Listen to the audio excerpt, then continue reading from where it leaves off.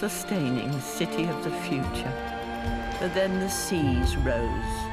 We were forced to relocate, but still are floating. But then the seas rose, and Kevin Costner came to save us all after mutating into a fish. Or was that a different one? Did they make a video game based on Waterworld? I know they made a pinball machine. Well, never mind. Back to this one. Brink. Excellent art design on the intro. And when you fire up the campaign mode, you can choose to save the Ark or destroy the dreaded self-sustaining city of the future. I mean escape. Same thing. Any and all civilian casualties will result in your immediate dismissal. That guy is either super strong or that's really shoddy construction. Before you play, you'll want to create a character and breeze through the customization options as quickly as possible because you can easily get lost in there. Brink is a highly customizable game. It's a first-person shooter with squad-based tactical combat, and even though the game starts with what appears to be a very interesting storyline concept, it doesn't do much to see it through. The game is optimized for multiplayer, particularly squad-based combat with your friends, and if you play it like that, it's a lot of fun, but it's not much of a single-player campaign, play-it-by-yourself kind of game.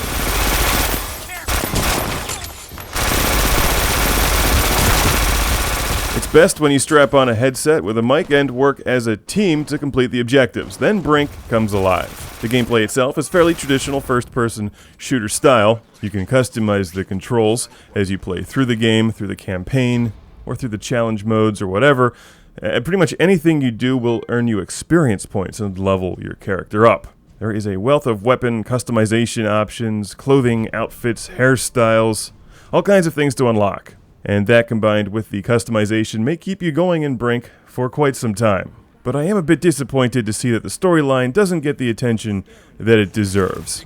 Taking the game as a whole, the storyline is actually just one small little part of it, and a fairly forgettable one at that. It's all about the squad combat.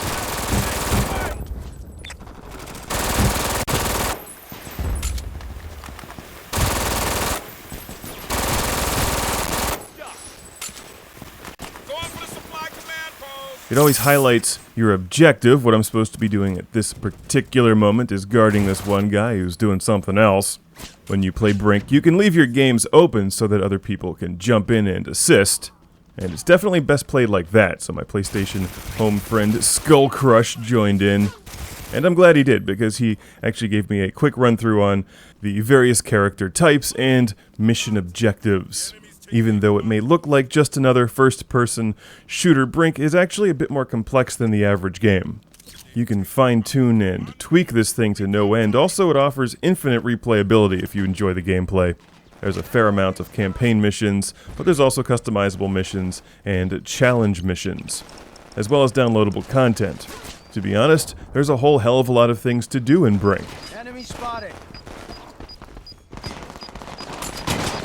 My objective there was to plant a charge, and the next objective will be to guard that rover thing from enemy fire.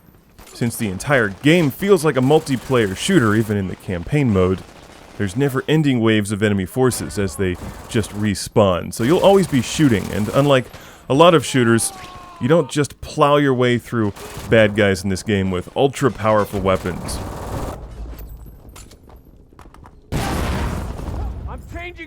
I really enjoyed the art design at the beginning of the game, but after a while the levels all start to look more or less the same. It runs fairly smoothly on the PlayStation 3, I have no complaints there. Even when 2 or 3 people were joining in, the game did what it was supposed to do. Brink is not the game to get if you're looking for a single-player adventure like BioShock or Fear. However, it is a game to consider if you enjoy squad-based combat.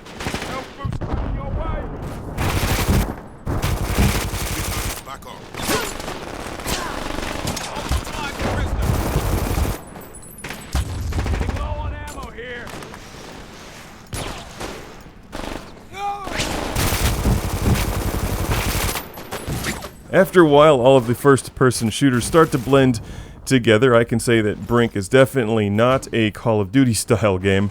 If you enjoy unlocking things and customizing your weapons and characters to no end, you'll definitely enjoy that feature in Brink. There's probably quite a bit more that I could talk about, but I think I've covered the basics. Squad-based combat, best played with other people. It's Brink.